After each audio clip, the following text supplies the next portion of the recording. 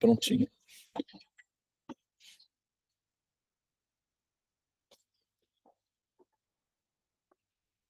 Hoje eu não vou poder ficar com vocês durante o Mahamantra. A minha filha acabou de chegar de viagem, ela vai passar umas férias aqui. E hoje também ela vai aproveitar para ir ao dentista. Então eu vou levar ela, temos que estar lá por volta das 8, 8h30, então eu vou ter que sair antes. Então eu vou fazer a contextualização hoje, tá? Do Krishna Lila, e vou passar vocês para a Devi novamente, tá bom? Que vai dar sequência aí, com o Mahamantra.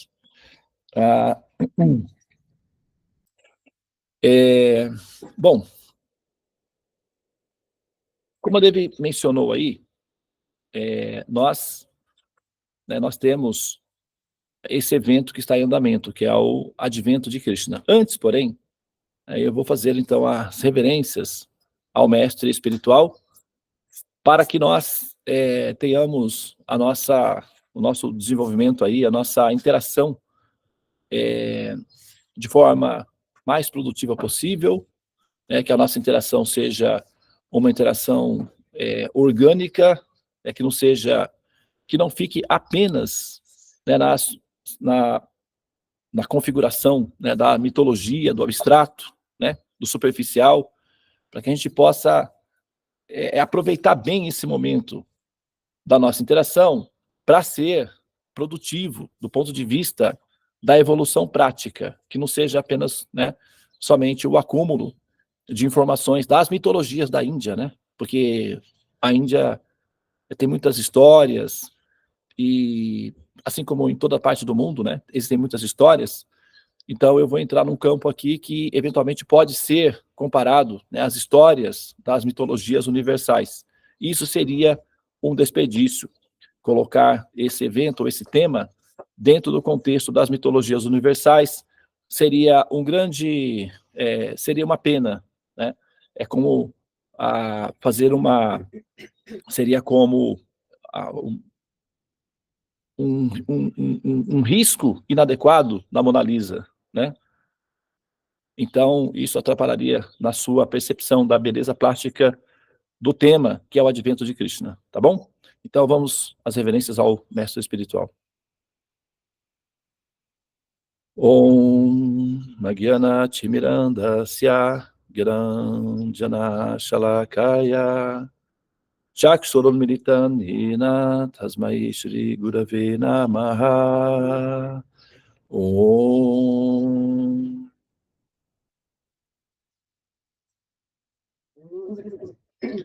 Hare Krishna, Krishna Krishna, Hare Hare, Hare Rama, Rama Rama, Hare Hare.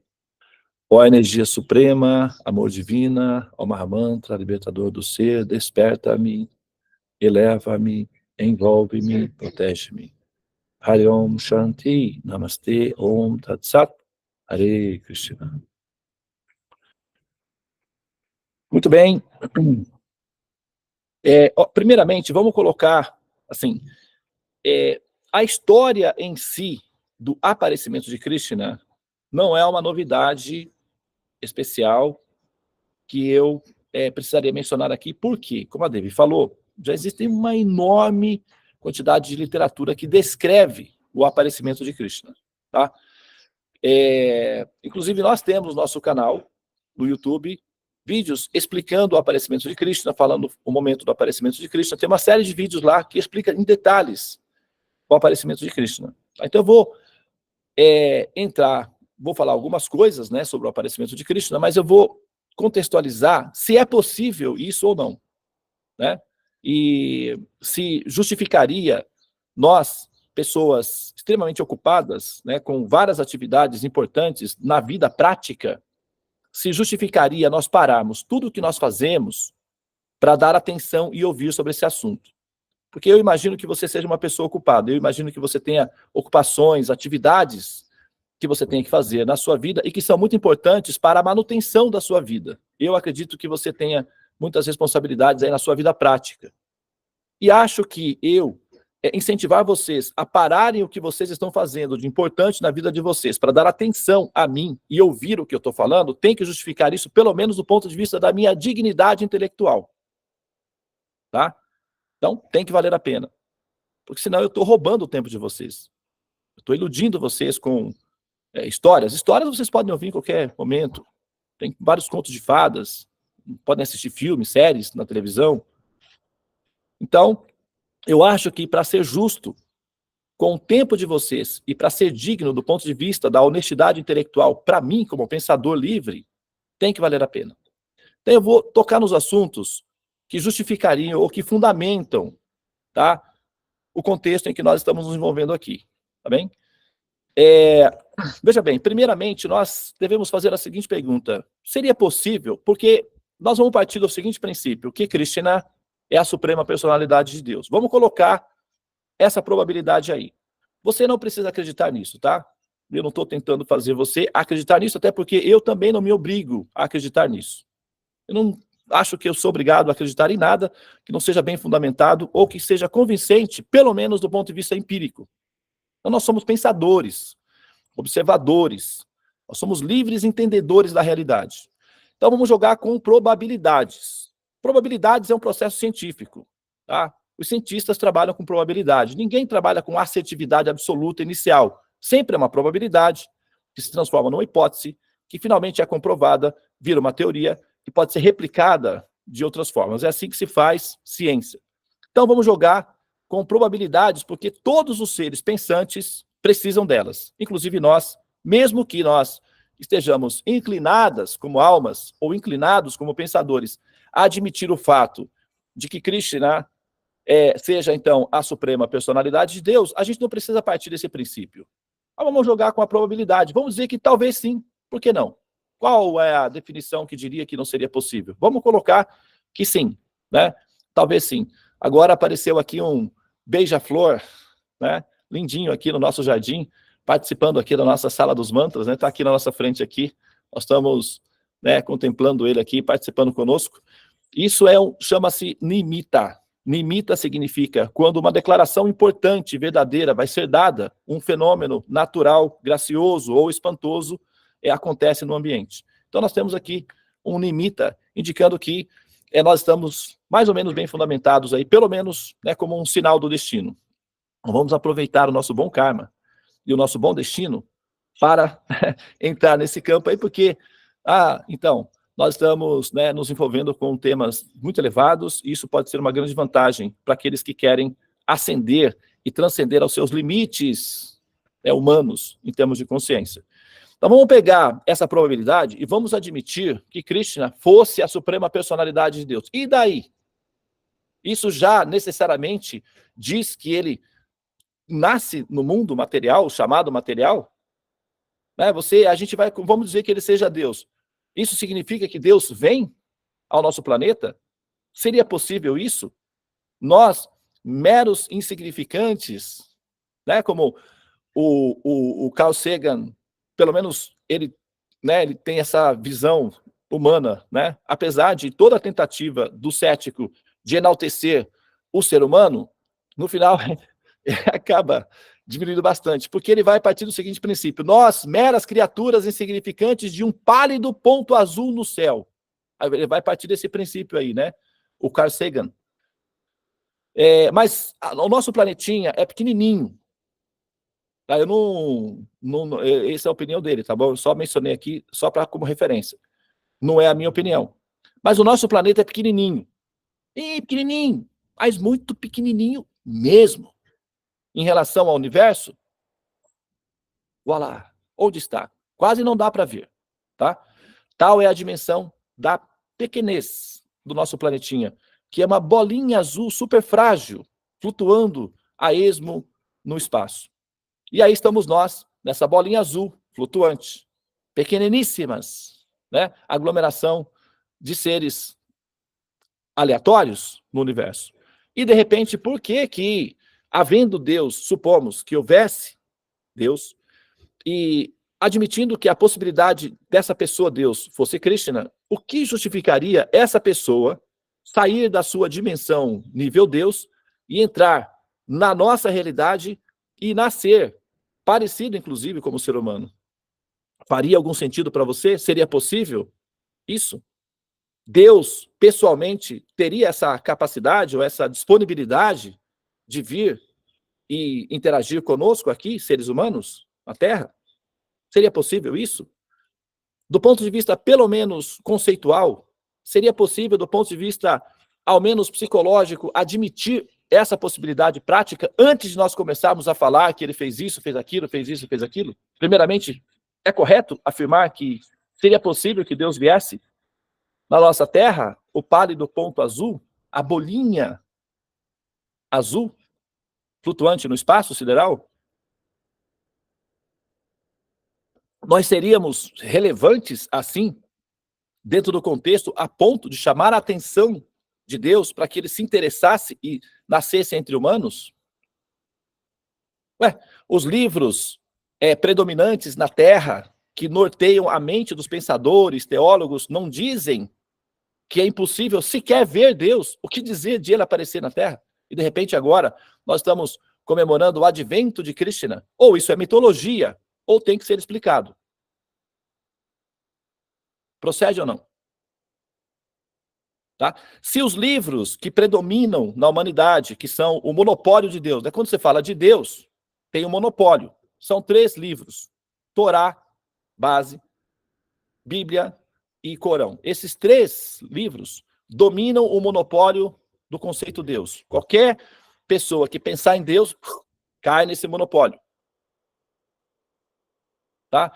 Então, esses 3 livros vão afirmar que não é possível ver Deus, que Deus nunca veio aqui, que nem sequer pode se conjecturar essa possibilidade, e de repente, os textos védicos está descrevendo o advento do Senhor Krishna. Alguém tem que estar errado. E se nós estivermos certos, isso tem que ser fundamentado, porque só dizer que estamos certos não é o suficiente. Se o Senhor Supremo, sim, ele pode sim aparecer na Terra, e por que ele o faria? O que motivaria essa pessoa a aparecer? Quais são as justificativas para isso? Primeiramente. Então vamos ver. Vamos colocar aqui algumas, porque assim, eu vou dar um exemplo simples aqui, só para contextualizar, né, a nossa posição. Eu não sei, vocês já ouviram, né, falar, não sei se vocês conhecem a história de como foi que o planeta Netuno foi descoberto. Tá? Eu estou um pouquinho confuso se foi Netuno ou se foi Urano, tanto faz, mas um desses planetas externos que estão imersos na escuridão, Netuno, vamos supor que seja Netuno, eu acho que é Netuno mesmo. Netuno, ele foi previsto 100 anos antes de ele ser visto, só com dados matemáticos, com cálculos matemáticos, 100 anos antes de ele ser visto com o telescópio, já havia uma previsão matemática que indicava que ali, naquele lugar, tinha um planeta com essa dimensão. 100 anos depois, com um telescópio, foi lançado na direção, ali estava o planeta. Sim, ali estava.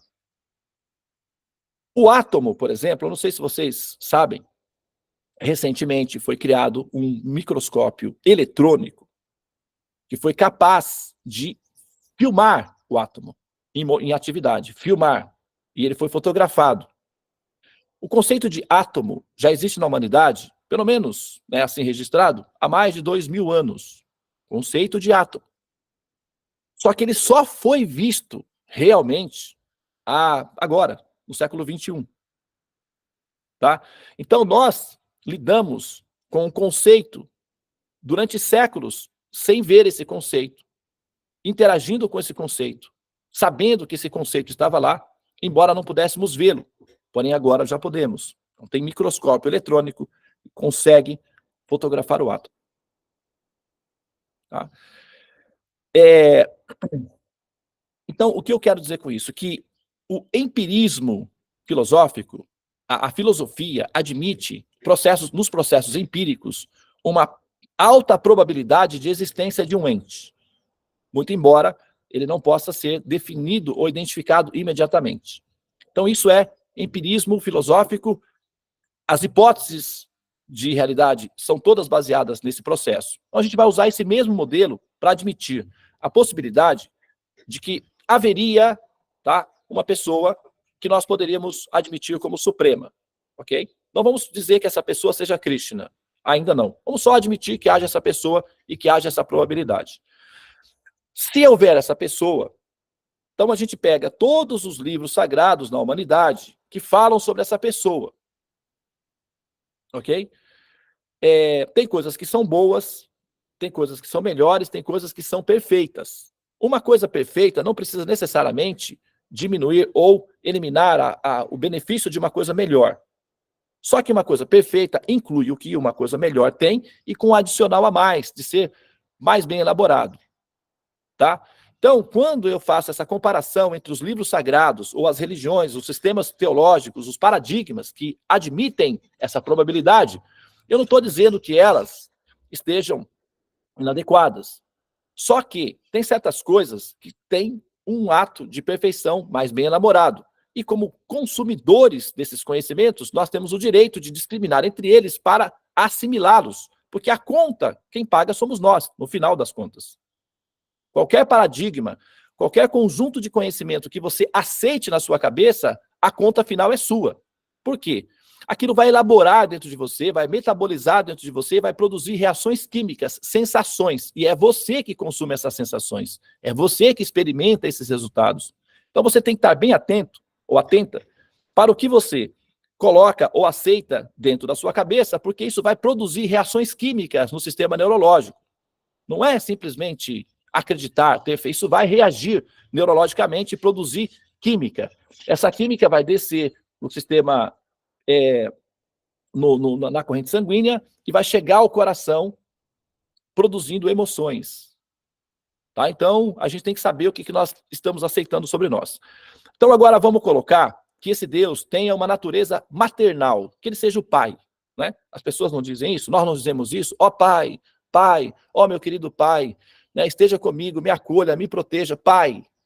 Quem já ouviu, quem já falou assim? Vocês já ouviram isso? Pai, Deus Pai, Pai nosso que estás no céu, Deus Pai Todo-Poderoso. Não é assim que nós dizemos?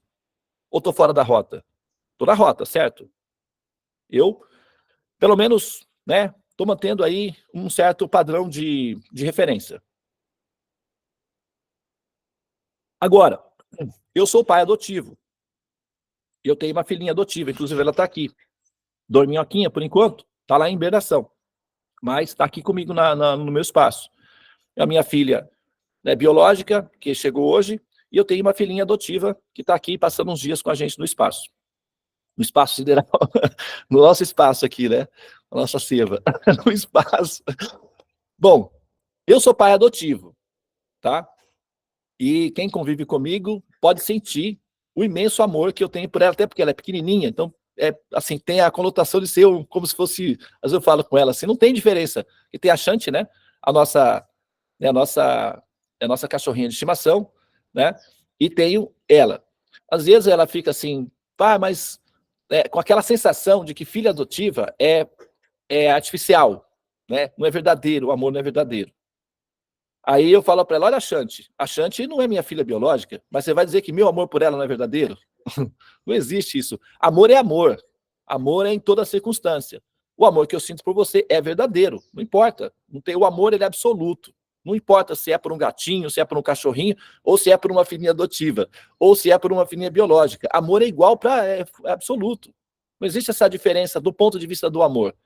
Tecnicamente, você é minha filhinha adotiva, mas, emocionalmente, é igual a minha cachorrinha. Não tem diferença.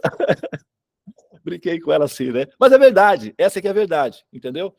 Agora, veja bem, eu como pai adotivo, ou como pai biológico, por exemplo, eu me interesso pelos meus filhinhos, tá? Eu tenho amor por eles. Então, eu me interesso em estar com eles.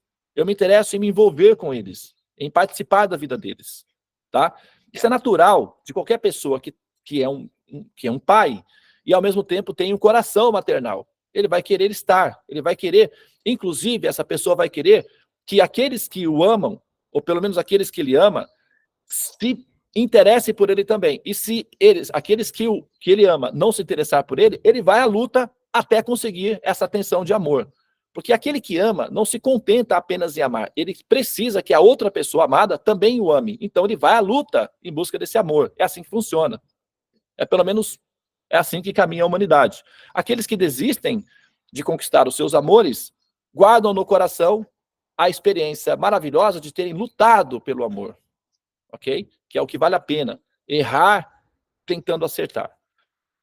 Mas digamos que, havendo Deus, e ele seja, né, seja um pai, ele tem essa natureza de pai, uma natureza amorosa, uma natureza de acolhedor, ou um ser que se interessa pelos seus filhinhos.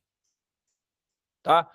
E vamos supor que esse ser, não importa, ele tenha a capacidade de ser dimensional a ponto de que, do ponto de vista dele, a capacidade dele de interagir com os seres não depende da dimensão de tamanho desse ser ou de posição geográfica desse ser. Não importa se ele está num pálido ponto azul, que é a Terra, ou se está num planeta celestial, ou se ele é do tamanho de uma formiguinha, ou não importa. Isso não importa.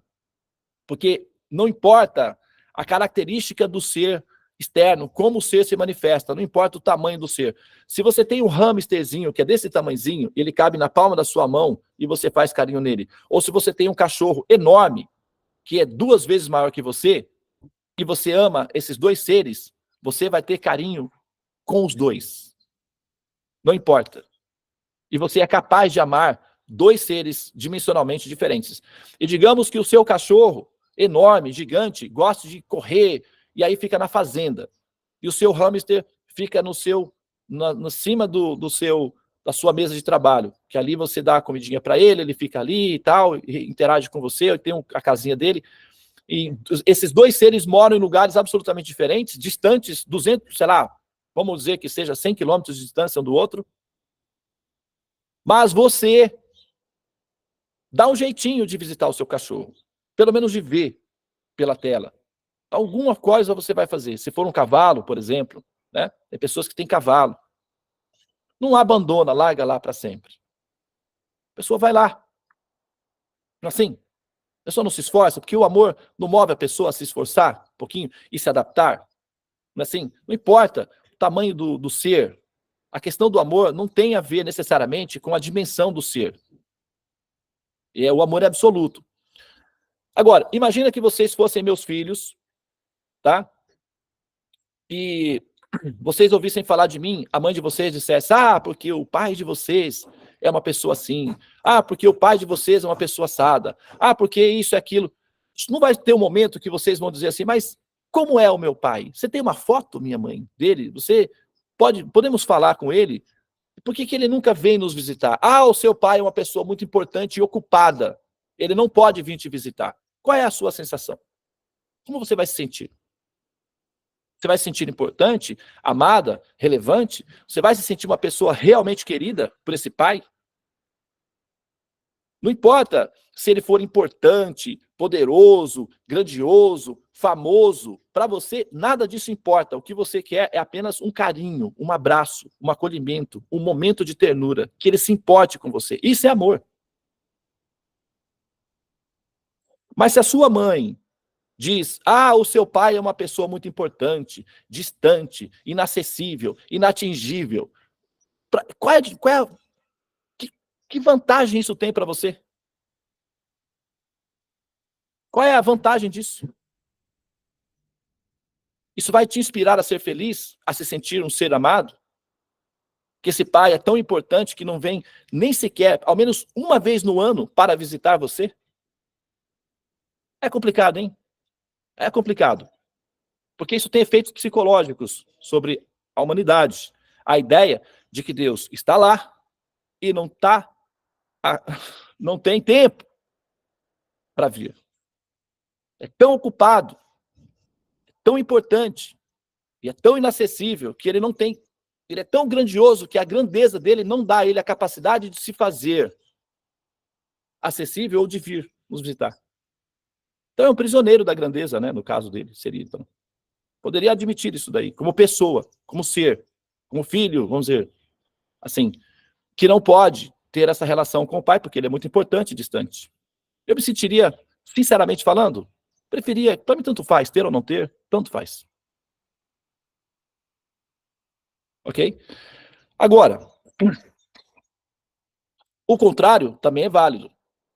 Ainda que esse pai seja muito importante, seja muito ocupado, seja muito cercado de guardas, seguranças, etc., se ele fizesse um esforço de ao menos uma vez ao ano vir na minha casa e me ver, e me dar um abraço e brincar comigo, ao menos uma única vez, já seria o suficiente para eu amá-lo, ou para me sentir amado. Muito embora houvesse essa distância. A distância seria tolerada e até compreendida. Mas a distância absoluta, radical, integral, visceral, total, não classifica ou não identifica amor. Sinto muito. É normal. Isso é da psicologia nossa de cada um. Tá?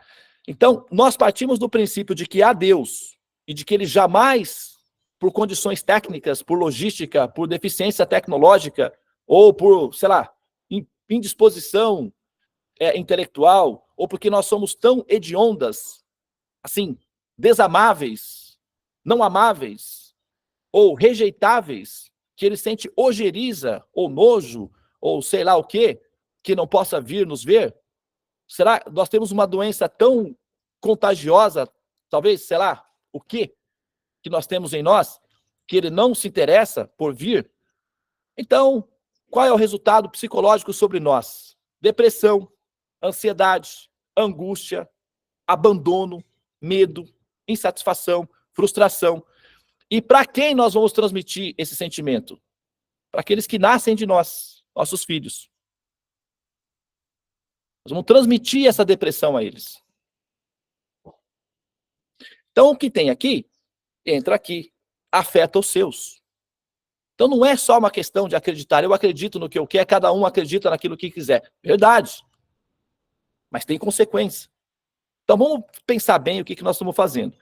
Então, havendo Deus, no mínimo, havendo Deus, e esse Deus sendo paternal, acolhedor e amoroso, ou seja, um coração de mãe, então, naturalmente, esse ser vai querer vir sim. Ah, mas eu não posso porque eu sou Deus, sou muito grande. A vantagem de ser Deus é ser inteligente e ter tecnologia à disposição. Então, eu me faço pequenininho e vou lá e pronto, acabou. O que eu quero é ir. Porque eu os amo, estou com saudades deles. Não vou deixar eles sozinhos. Então, do ponto de vista conceitual, ao menos, do ponto de vista filosófico, ao menos, nós teríamos, ou teológico, nós teríamos que admitir que essa pessoa, sendo amorosa, a não ser que essa pessoa seja poderosa, grandiosa e, vamos dizer assim, um pouco estéril do ponto de vista do amor. Aí sim, poderia ser. Então, nesse caso, não vamos falar de amor, vamos falar de adoração, de reza, de religião, aí sim, de temor. Aí nós vamos falar da seguinte maneira. Você deve temer a Deus. Você deve adorar a Deus. Você deve glorificar a Deus. Aí tudo bem. Aí pode. Porque você não está falando de amor. Temer a Deus, adorar a Deus, glorificar a Deus, exaltar a Deus, você não precisa de amor para isso. Nós fazemos isso com os políticos. Nós fazemos isso com um traficante que está ameaçando de tocar fogo na sua casa se você não pagar a taxa da milícia. Nós fazemos isso com o guarda de trânsito. Quando somos pegos em flagrante, nós vamos dizer, ó, seu guarda, você que é uma pessoa muito educada, muito gentil, eu tenho aqui uma coisinha especial que talvez agrade o seu coração. Nós fazemos isso com o guarda de trânsito. Tem pessoas que fazem, eu nunca precisei fazer. Porém, tem pessoas que, em certas ocasiões, fazem. Então, adorar uma pessoa, glorificar uma pessoa, exaltar uma pessoa ou temer uma pessoa, você não precisa amar essa pessoa. Tanto faz, se é Deus ou se é o guarda do trânsito. Não é uma coisa muito assim. O problema é quando entra a questão do amor em si. Aí complica tudo. Porque para amar você precisa de uma pessoa interativa, interessante, amável, prazerosa de se amar. Tem que motivar o coração. O coração, ele funciona de uma forma diferente. A ideia do amor é diferente, não é compulsória, não é por decretos. Tem que haver envolvimento emocional. E nós amamos pessoas que nos encantam.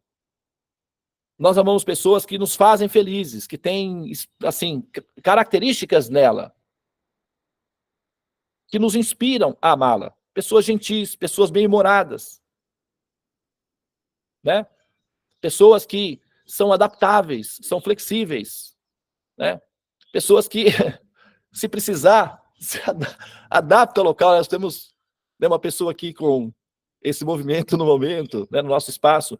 Então, quer dizer, pessoas adaptáveis, flexíveis, interessantes, bem-humoradas, são amáveis. Pessoas que servem por amor, que cuidam dos demais por amor, são amáveis. Nós amamos pessoas assim. Nós não amamos por obrigação.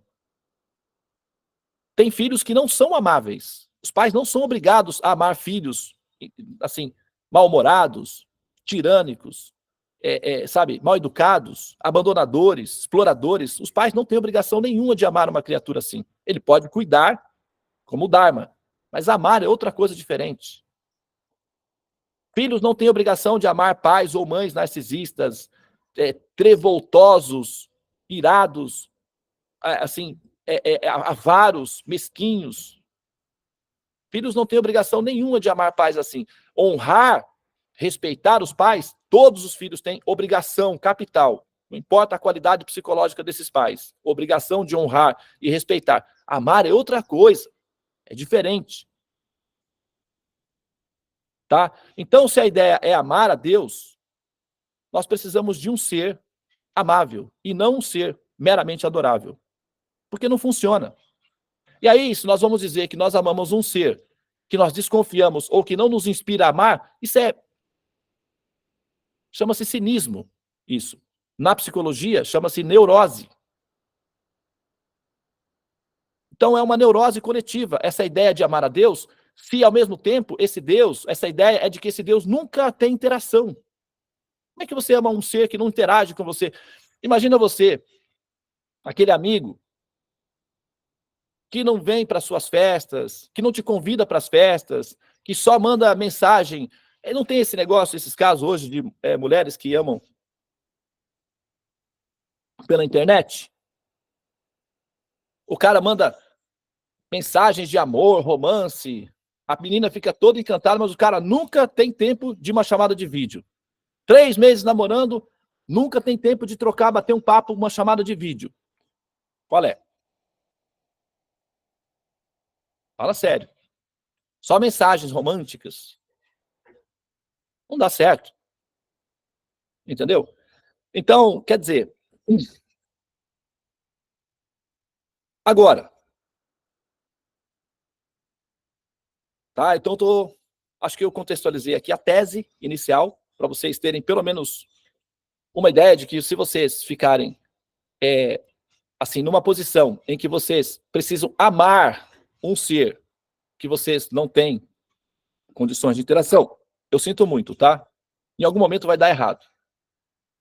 Agora, se vocês, ou se nós queremos apenas adorar a Deus, se nós somos, vamos dizer, entre aspas, criadas para qual função? Adorar a Deus, exaltá-lo, glorificá-lo, temê-lo e elogiá-lo, então nós somos criadas como escravas para nutrir o narcisismo de um ser poderoso. Isso é tirânico.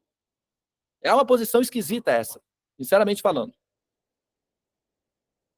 É estranho. Eu tô fora. Pelo menos na minha dignidade pessoal como pensador, não tenho interesse. Tudo bem. Vai me castigar? O que eu posso fazer diante de uma pessoa poderosa? Pode fazer qualquer coisa. Me castigar, sei lá, fazer o que quiser comigo. Não posso fazer nada. Que defesa eu tenho contra um ser poderoso? Mas daí a dizer publicamente que eu amo, eu tenho dignidade humana. Eu não preciso fazer isso.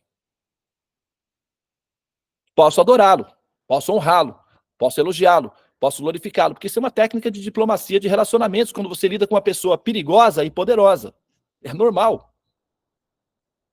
Se precisar, eu vou na igreja. Se precisar rezar, eu rezo. Se precisar até chorar, fantasia, os atores choram. Mas a gente está falando de amor. Amor tem a ver com essas coisas aí. Amor a gente sente pelo nosso cachorrinho. Amor a gente sente pelo nosso filho. pelos nossos filhos, pelo nosso esposo, pela nossa esposa, pelos nossos pais, pelos nossos amigos. Isso é amor. A gente gosta. Essas pessoas nos inspiram a amar. Então a gente sabe o que é amor. Então, nós temos que ter um parâmetro. O norte, nós precisamos de um norte para saber o que nós estamos amando e o que é amor. Uma vez que a gente tem uma experiência de amor, um norte, aí, isso é amor. Se você não sente isso por Deus, então você não ama. É simples assim.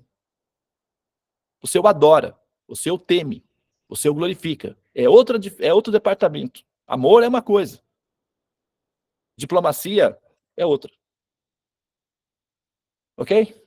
Bom, então, tendo isso claro na nossa pauta, vamos então agora pensar da seguinte maneira. Supomos que essa pessoa, né, não seja nada disso.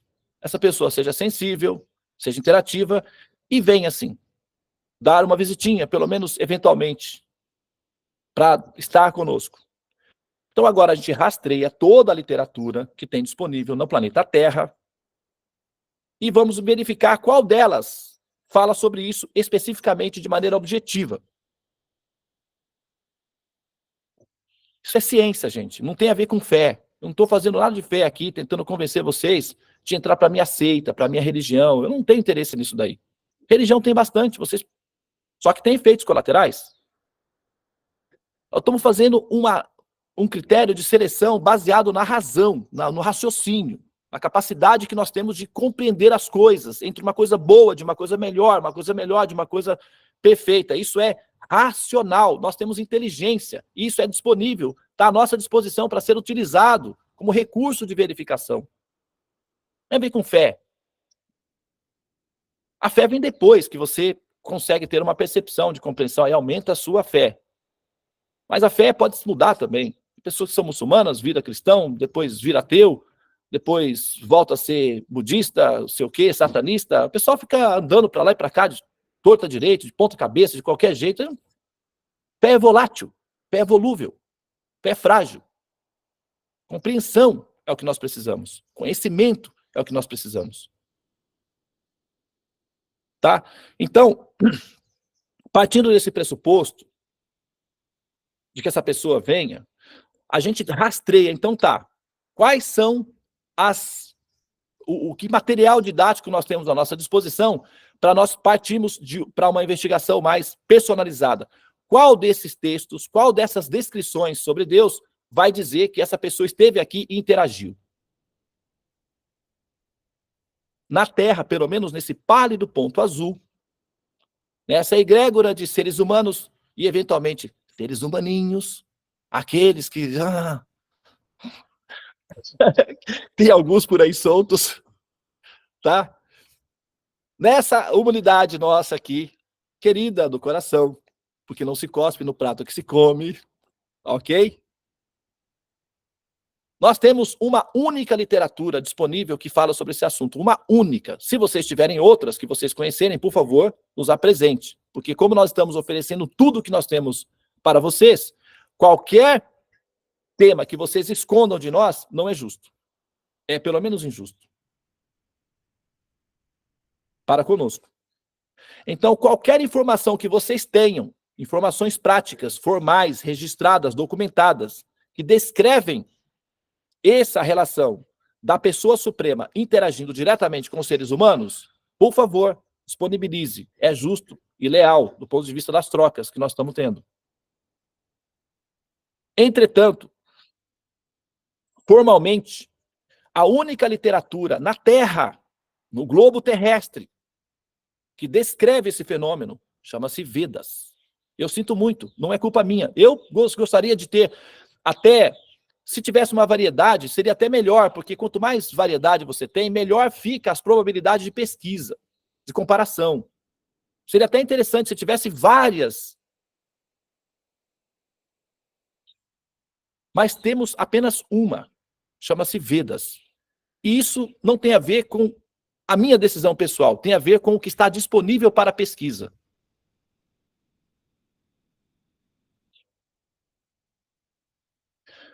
Dentro dessa literatura védica, dentro desse compêndio chamado Vedas, que é um vestígio arqueológico. Pois se você está, por exemplo, na floresta amazônica, você é um arqueólogo. Então vamos encontrar a cidade perdida tal, que lá é uma cidade cheia de ouro. Ah, então vamos.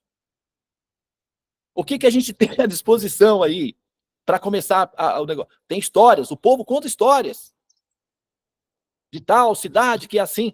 Vamos pegar a história do povo. Aí a gente chega numa vila que tem um povo que tem até um mapinha, Malemar, mais ou menos ali. Pô, já é alguma coisa.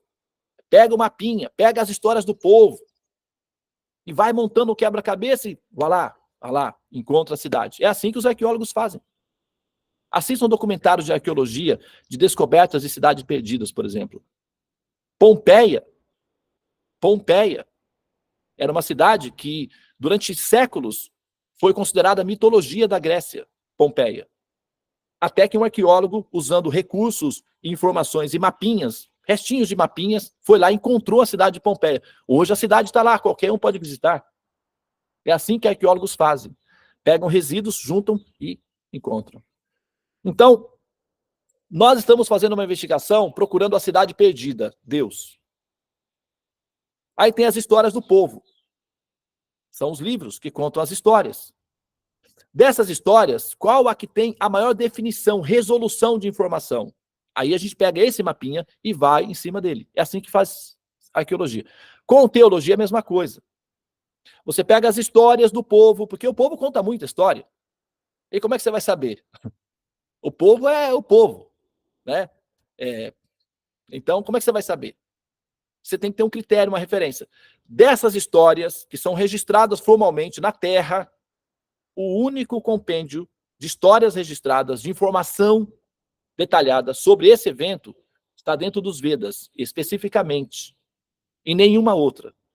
Então, como pesquisador, simplesmente dar atenção aos Vedas e não dar tanta atenção e relevância às demais não é uma questão de opção de fé, tem a ver com razão de pesquisa. É racional. Então a cabeça tem que ir para essa direção, focar aí para verificar, vamos estudar isso daqui, vamos saber o que é isso daqui, peraí. Nós vamos checar a razão disso. É o que nós estamos fazendo aqui. Tá? Agora, o próprio Krishna não é apenas uma história aleatória. Você tem toda uma base filosófica, você tem todo um embasamento cultural, toda uma logística conceitual para descrever esse ser. Não é só uma história. Ah, calhou, deu um azar e contou uma história lá que era Deus. Não é assim. Toda definição, toda resolução filosófica que justifica esse ser ou que sai da boca desse ser tem alta definição de tecnologia e conhecimento do futuro. Então não é simplesmente um aleatório, uma sorte do destino. Tem fundamentação. Aí a gente muda a nossa pesquisa, vamos dar dignidade a essa pesquisa, respeito. O olhar é com respeito. Então, se você pegar as histórias de Krishna e comparar com as mitologias universais, eu sinto muito, você não é um pesquisador profissional, você é só um amador ouvindo histórias. Mas se você quer ser um profissional da compreensão de Deus, então você tem que melhorar a sua lente. E a resolução de convicção, de compreensão, de técnica, de verificação. E isso quer dizer que, se nós colocarmos na mesa a escritura relevante a ser pesquisada, chama-se Vedas. As outras são acolhidas no coração, respeitadas, amadas, tudo é útil. Entretanto, se você é um pesquisador profissional e você realmente quer encontrar, ou pelo menos ter, assim, maiores chances de alcançar a sua meta, o seu objetivo da pesquisa, você precisa de informação de resolução, e não apenas as histórias universais. E colocar o advento de Krishna dentro da pauta das histórias universais vai diminuir a sua capacidade de resolução, ou pelo menos só vai definir que a sua capacidade de resolução é inferior. E aí você não é um profissional. Ah, tudo bem, tem muitos que não são, então você não será o único. Agora, caso você queira aprender, aí muda o contexto. Aí você vai colocar esse conhecimento do ponto de vista da dignidade que ele merece, da importância que ele merece. Muda a sua forma de interagir com a informação. E esse conhecimento, ele é orgânico. Ele é orgânico. Ele identifica jogadores superficiais e simplesmente não dá atenção também. Da mesma forma que os jogadores superficiais fazem com ele, ele faz com os superficiais. Quando o jogador é superficial e trata desse conhecimento de forma superficial, o conhecimento trata o jogador de forma superficial. Então ele cai no contingente geral. Qual é o risco? A possibilidade do renascimento. É um risco, não necessariamente uma maldição, uma consequência necessária, mas um risco, uma probabilidade possível e real. Tá? Então, assim, para finalizar a minha fala,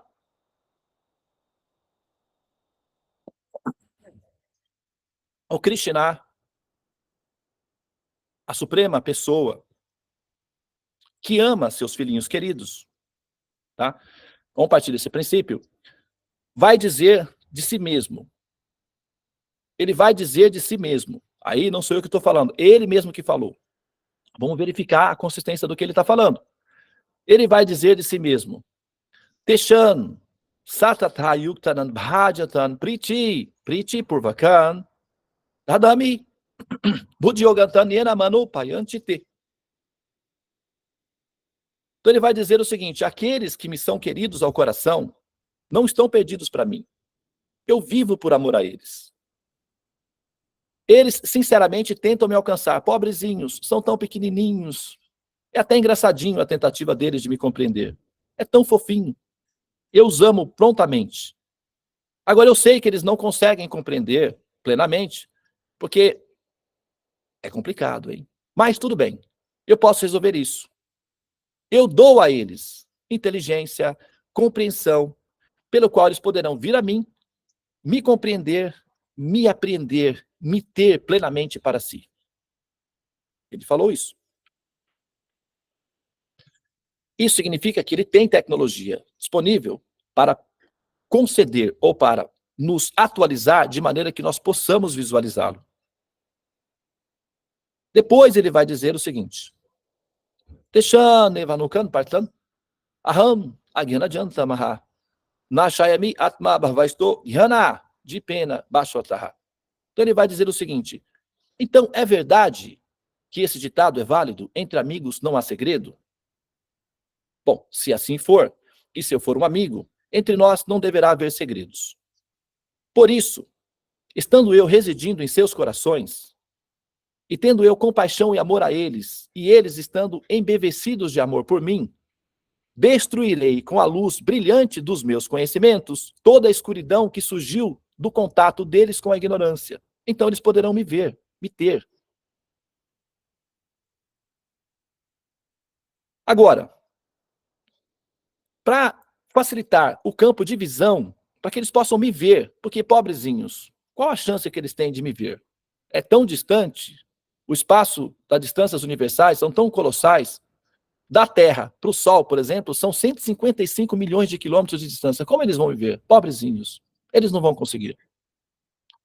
Então, seria melhor eu facilitar para a vida deles. E aí, como eu faço? Jugue, jugue. Como é o verso, David? A David vai falar aqui e eu vou repetir aí para vocês, tá? Milênio após milênio, jugue, jugue. Ela está emocionada, ela tá nem conseguindo, tá? Eu vou falar o verso, vou falar a explicação do verso, ela vai pegar o verso para a gente, tá? Então ele diz o seguinte, ele diz, milênio após milênio, para corrigir os meus meninos travessos, que são os seres humaninhos, para pôr a casa em ordem, e para dar o abracinho, o amorzinho, levar os docinhos, os presentinhos para os meus filhinhos queridinhos, que são bonzinhos, que são fofinhos, que são lindinhos, para presentear os meus filhinhos queridos e para puxar a orelha dos meus filhinhos travessos, milênio após milênio, eu pessoalmente venho. Eu pessoalmente venho. Milênio após milênio. Ah, ele fala isso daí. No verso vai ser assim, ó. No verso vai estar assim. para arrebentar, para destruir, para matar, para fulminar os malfeitores. O verso lá vai falar isso daí. Que o pessoal gosta dessa linguagem assim, né? Homens gostam de quê? MMA, futebol, guerra. E são os homens que escrevem as traduções das literaturas. Então, não, para matar, para arrebentar. Para dos cristãos, que são os malvados, para matar os demônios. A tradução é para matar os demônios. Isso é coisa de homem, né? Então vamos arrebentar logo de uma vez. Então a tradução vai ser assim: para matar os demônios, malvados, cafajeste, e para assim, condecorar e colocar a medalha olímpica dos bonzinhos, eu apareço. A tradução vai estar assim, tá? Mas se você olha um pai amoroso e uma mãe amorosa, não é assim que eles pensam. Eles vão pensar: eu quero ver o que aquela peste aprontou hoje. Aí, quando eu chegar, aí eu quero. A mãe é assim, sabe? Aquela peste.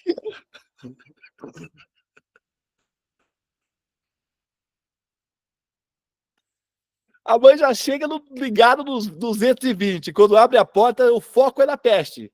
Os outros que ela sabe que já tá, sabe, tá fora do radar, né?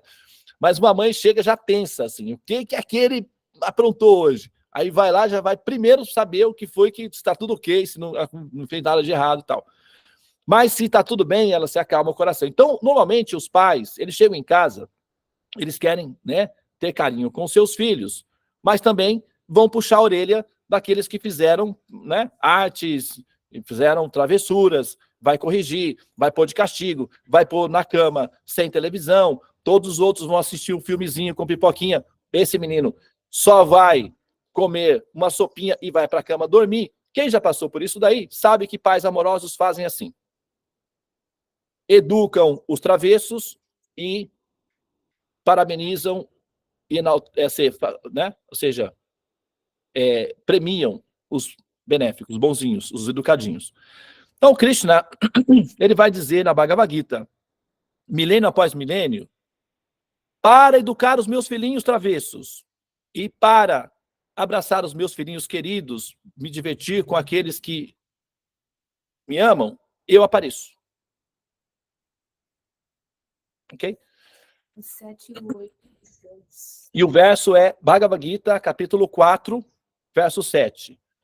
Ele vai dizer: Jada hi dharmasya jani bhavati bharata abhyuktanan dharmasya tatatmanan srijami aham. E a tradução: sempre e onde quer que haja um declínio na prática religiosa, ou seja, no bem-estar social, ó descendente de Bharata, e uma ascensão predominante da irreligião, aí então eu próprio descendo. Ou seja, você está na cozinha, preparando o almoço. Você tem 3 filhos na sala. Então, enquanto está em silêncio, estão assistindo um filmezinho, você está de boa. Mas quando você começa a ouvir que um vaso caiu e quebrou, o outro gritou, aí o que você faz? Você fica na cozinha lá, como se eu sou zen, inatingível, sem emoção. Você já vai para a sala para saber o que está acontecendo.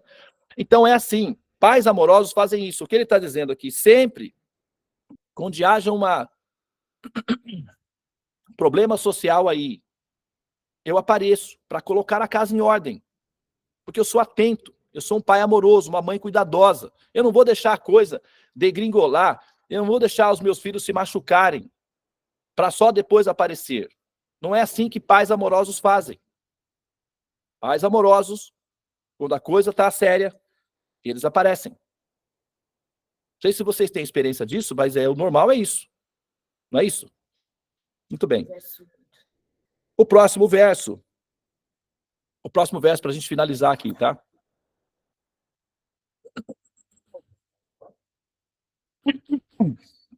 Perdão, pessoal. Paritranaya sadhunan vinashaya chaduskritam dharma samstaparnataya sambhavami yuge 4:8, tá? Então, ele vai dizer o seguinte: para libertar os piedosos e aniquilar os descrentes. aniquilar os descrentes. Bem como para restabelecer os princípios da religião, eu mesmo venho, milênio após milênio, para libertar os piedosos e aniquilar os descrentes. Se a questão é aniquilar os descrentes, não precisa ele vir, basta um vírus, sei lá, qualquer coisa, já resolve. Aqui, esse conceito de aniquilar os descrentes é uma técnica da religião para dar mais ou menos uma referência, mas não é assim, tá? Krishna não vem com essa função de aniquilar os descrentes. São todos filhos dele, tá? O que ele faz é corrigi-los, colocá-los na direção para que eles saiam dessa condição decadente. Mas, para que as pessoas gerais entendam a diferença de relação, de comportamento, é colocado dessa forma, é didático, estratégico, tá? Funciona até certo ponto. Mas aí a gente vai, né? Eu mesmo apareço. Então, essa natureza, essa característica de aparecer, mas Devananda, olha só, milênio após milênio. É tipo assim, é como se o pai viesse a cada 10 anos visitar. Aí é muito tempo também, né? Não é assim. Ó, ele vai falar milênio após milênio. Do nosso ponto de vista, né, tem uma diferença de tempo. Então, para nós, tem uma diferença de espaço de tempo. Do ponto de vista da dimensão de quanto tempo ele vem, é diariamente, praticamente. Nós somos contemporâneos de Krishna. 5.000 anos, do ponto de vista das eras, como se ele tivesse saído de casa para, sei lá, para ir para o escritório há 5 minutos atrás. Nós somos contemporâneos dele. Há 500 anos atrás, Chaitanya, que é uma forma de Krishna, pessoalmente reapareceu para reorganizar novamente a coisa. Então, ele vem continuamente. E não apenas vem continuamente, com frequência acentuada, como também instrui outros filhinhos mais responsáveis, ou seja, mais conscientes, para cuidar dos demais, para deixar as coisas em ordem. Quando os filhinhos que ficaram responsáveis por deixar a coisa em ordem perdem o controle, aí ele volta novamente. É sempre assim. Tá? Então, se você quer se sentir acolhida como alma, se você quer ter uma relação pessoal com uma pessoa que você pode ver, você não está procurando Deus genérico, universal, absoluto, você está procurando uma pessoa. E se você está procurando uma pessoa, dentro da Terra, a referência para essa pessoa chama-se Krishna. Você precisa de um Krishna para chamar de seu, mesmo que esse Krishna seja eu. É assim. Exagerado, jogado a seus pés. Eu sou mesmo exagerado. Então, quer dizer, sabe, tem que funcionar. E a gente tem que usar a probabilidade mais assertiva possível para fazer a experiência, o exercício da experimentação. A questão genérica não funciona. Você precisa de uma pessoa. Tá. Vai falar com a sua operadora de celular e fica lá ouvindo aquelas musiquinhas do cão, e um diabo escondido atrás chamado robô, e fica você, como é que você se sente? Agora, quando aparece uma pessoa, olá, senhora, ufa, chega o coração bate quando você fala com gente, porque aquelas músicas são endemoniadas, vocês sabem, é só para deixar a gente perturbado e tentar o suicídio, para não precisar resolver o negócio do problema lá, né? Aí, se você é residente, você não pensa em se matar. Não destruir o celular, porque se você tacar o celular na parede, também o problema da pessoa lá está resolvido, que aí você não vai mais. Então, primeiro eles vão tentar levar você ao suicídio, vão tentar fazer você destruir, tocar fogo na sua casa, depois eles vão ter certeza que você está no limbo, no inferno, sei lá, você foi parar no purgatório, alguma coisa assim. Se você não for preso porque você, sabe, bateu em alguém de raiva, ou lançou o carro contra... Sei lá, se não acontecer nenhuma loucura, aí você consegue falar com uma pessoa. Quando você consegue falar com a pessoa, por favor, não me deixe. A pessoa fala, senhor, eu vou deixar aqui em silêncio para eu fazer a operação. Não, por favor, não me deixe no silêncio. Quem já passou por isso? Eu já cheguei a fazer isso. Né? Por favor, não faz isso. Eu tenho síndrome de pânico, claustrofobia, não me deixe no silêncio, eu vou me... Aí a pessoa, não, calma, senhor, calma, eu vou estar aqui, tá? Eu vou deixar aberto, então, para você. Às vezes a gente tem que fazer isso daí, para conseguir falar com o ser humano. Então, para nós, ter uma pessoa humana, falar com uma pessoa, interagir com uma pessoa, alivia o coração.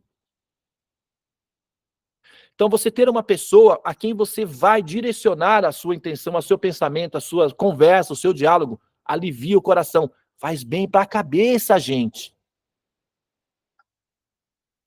O gatinho aqui concordou. Falou miau aqui, ó, agora. Falou ou não falou, Aline? Falou. Falou miau. Falou, é isso aí, Deva. Tô contigo também. Quero entrar aí para essa sua seita aí do Hari. Não tem nada a ver com isso. Não tem nada a ver com isso. Isso é aqui, ó. Você tem que pensar, entendeu?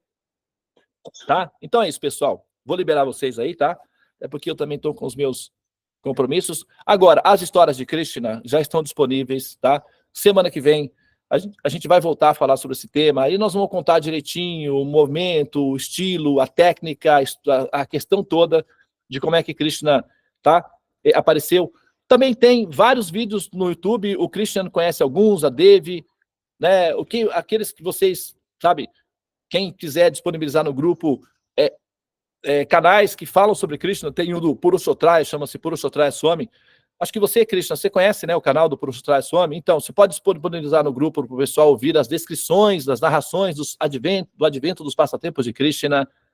E aí vocês vão conhecer as histórias, tá? Eu aproveitei aqui o tempo para fundamentar, para que você, ao ouvir as histórias, aproveite esse contato, que é raro. Tá bem? E depois, se tiver conflitos dentro das histórias, a gente se fala para conciliar isso daí, tá bom?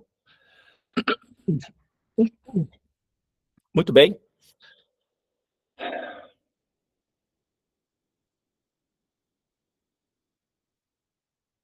Então, eu quero então agradecer vocês, tá? Por estarem aí ouvindo e fortalecerem a nossa egrégora, a nossa comunidade, a nossa família que é amorosa, né, de conhecimento, de sabedoria, de bem-estar. E quero dizer para vocês que parabéns, tá? Por vocês terem chegado, né, até esse ponto em que chegaram. É raro, tá? É que vocês não têm, vamos dizer, é como se outro dia minha filha falou assim, olha, ela falou, esse contrato não está apropriado. Eu perguntei, mas por que não está apropriado? Porque eu tenho conhecimentos e tenho voz ativa. Então eu posso defender a minha posição, porque eu tenho conhecimentos. Esse contrato está inapropriado. É preciso refazer o contrato. Uma pessoa tem voz ativa. Então ela sabe dos direitos que tem, tá? Então quando vocês, pelo fato de não conhecerem, tá, plenamente o direito que vocês têm de ter uma pessoa, falar com uma pessoa, então é oferecido a vocês o espaço sideral. Isso dá ansiedade, tá? Então vocês têm direito a uma pessoa. E essa pessoa, tá? Para começar a interação, Krishna é a pessoa que você está procurando. Depois você vê se quer essa pessoa ou não. Mas pelo menos é melhor pingar do que secar, não é assim que o pessoal fala? Já tem uma pessoinha aí. Então vamos com essa pessoa. Se depois aparecer uma pessoa mais perfeita, tá bom. O amor é inclusivista. Fica a Krishna e a outra pessoa também. Mas se Krishna for o suficiente, tá bom. Eureka. Tá resolvido. Então primeiro é preciso assimilar Krishna. Tá? Namastê. Hare Krishna, Krishna Krishna, Hare Hare. Hare Rama, Rama Rama, Hare Hare. Ó energia suprema, amor divina, ó Mahamanta, libertador do ser, desperta-me, eleva-me, envolve-me, protege-me. Hare Om Shanti, Namastê, Om Tat Sat, Hare Krishna.